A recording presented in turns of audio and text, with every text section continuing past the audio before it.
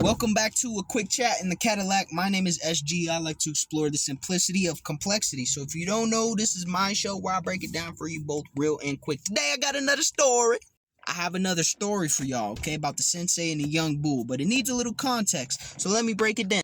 You see, the young bull grew up extremely poor. He didn't have no shoes on his feet or clothes on his back. So the young bull made it its mission. When he got older, he became ambitious and capable, and he did many different things. You see, he made shoes for the village out of reeds and fucking plants and shit. And then he got a job as a sheep shearer, and he saved a little bit of wool, enough wool to make clothes. And once he sold enough clothes, he bought sheep of his own and began building a business and a legacy. And then he bought all the land in the region, and he worked and tilled the land constantly to the point where the young bull was at his breaking. He was about to break. He's about to jump off the cliff. So naturally, the young bull goes to the sensei. He says, "Sensei, all I ever wanted was to be able to leave a massive legacy and provide things for those who come after me that I never could provide or never really had for myself." He says, "Sensei, but I'm exhausted. It seems like day by day, week by week, month by month, and year by year, I just only get more tired. The more that I accomplish, the more that I do, the less I'm able to replenish myself." And the sensei said, "Young bull, sit down. I got a story to tell you." So the young bull sat down, and the sensei said, "Young bull, there was once a community of birds. You see, this community of birds lived in these trees in a strange land where it was hot all the time. And it was most hot at the beginning of the day. And the trees that grew in this strange land were big and broad, and they housed many birds and many nests. However, the only thing that could grow in this hot heat was nuts. Pause. So the nuts that fell down from the trees fed the birds that lived there. But there was two birds within this community that just wasn't like the others." The young bull said, "Okay, I'm tracking, but what is these two birds you about to tell me?" The sensei said, "Patience, young bull, because you never let me finish my fucking stories. So just be patient. You see, there was two birds. There was a weak bird and a strong bird.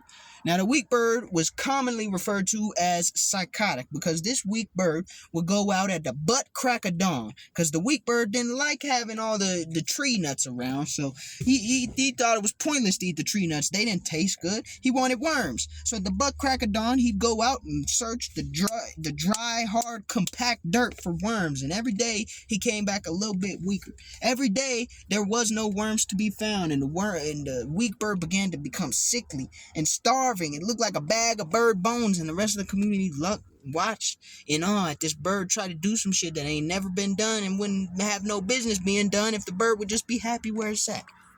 The young blood looked at the sensei and he said, "So you're trying to call me a weak-ass bird that's looking for something that I ain't never could get in the first place?" And the sensei said, "Bitch, be quiet, young bull. I'm trying to tell you something and teach you something, but just shut up and listen to the story."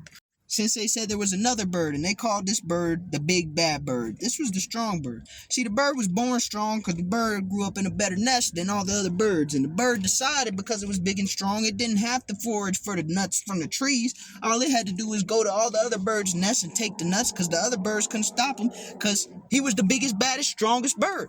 So the big bad bird went around town and took nuts from all the other birds' families and trees, and though they gave him what they had and kept a little bit of scraps, they ain't like the big bad bird. They feared the big bad bird.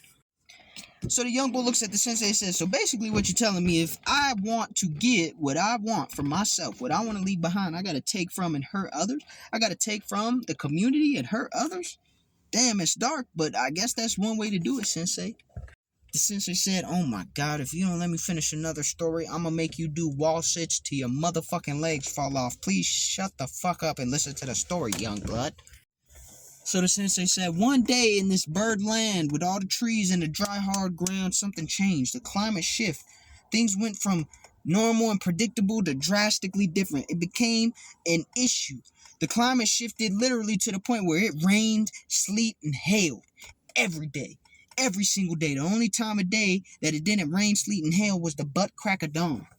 Now the landscape changed. The tree nuts would fall into the ground, and before you could get to them, before any bird could get to them and scavenge throughout the day or at nighttime when it was cool, all the seeds was buried in the mud. They was washed away into the land, and nobody could eat."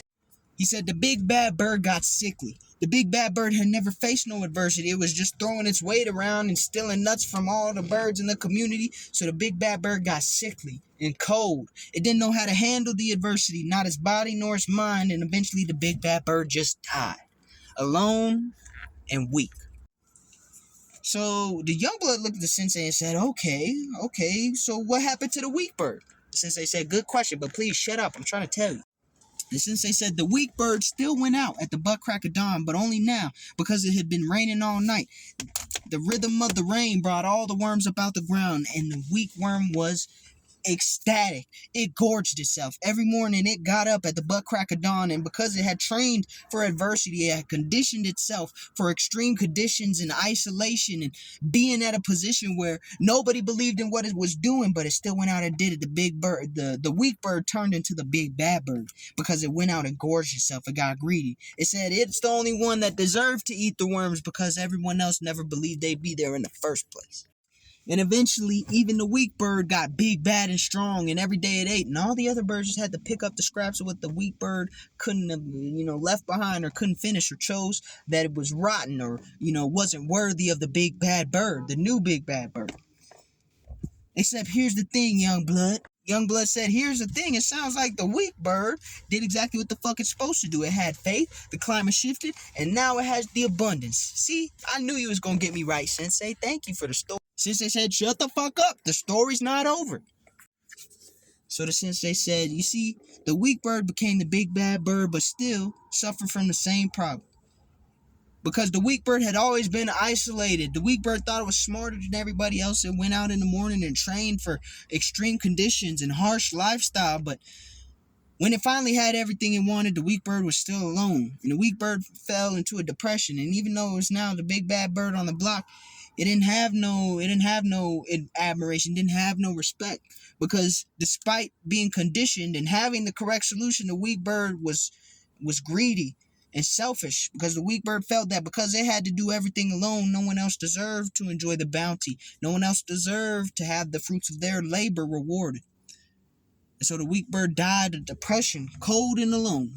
Even though it was used to the cold, it still died cold and alone. So now the young bull was confused. It's like, man, what the fuck type of story is this? So even whether you was born with a silver spoon and can't handle no resilience and die when the first sign of hardship shows up, or you was born into hardship and you show a bunch of resilience, but you have no trust, you have no faith in community, you die of depression because you die alone? This is dark, Sensei. The sensei said, see, it's no one right way to do things.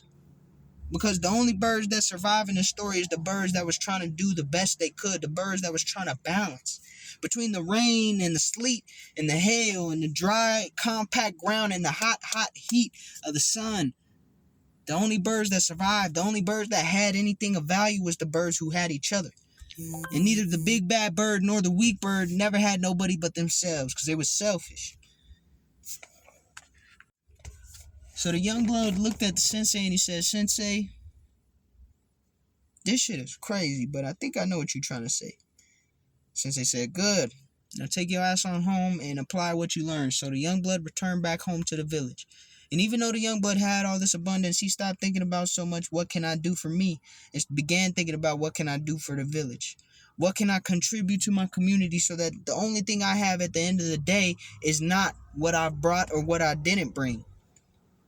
Because if I brought everything into my life materially, that's all that will be with me. And even though I could be buried with it, it ain't going to be of no value to me. By the time I get old enough to the point where I can enjoy it, it's not going to be of value to me. I'll just be thinking about all the other times I missed out trying to work my life away. But if I be the big bad bird, shit, I wouldn't have nothing to live for in the first place because I didn't earn it. Nobody would love me because I would have ruled off fear. And so the boy became a part of his community. The boy built a beautiful, wonderful life with everybody else. That was the message. Now, not everybody think like the big bad bird, and not everybody think like the weak bird. But for those of you who do, please understand, too much of any one thing is always going to be bad for you. Life is about balance. Find the middle ground that allows you to experience and accomplish, not just one or the other. You feel me? Don't just gorge yourself on what everybody else has worked for, but don't also work to the point where nothing else can be done but gorge yourself. Peace.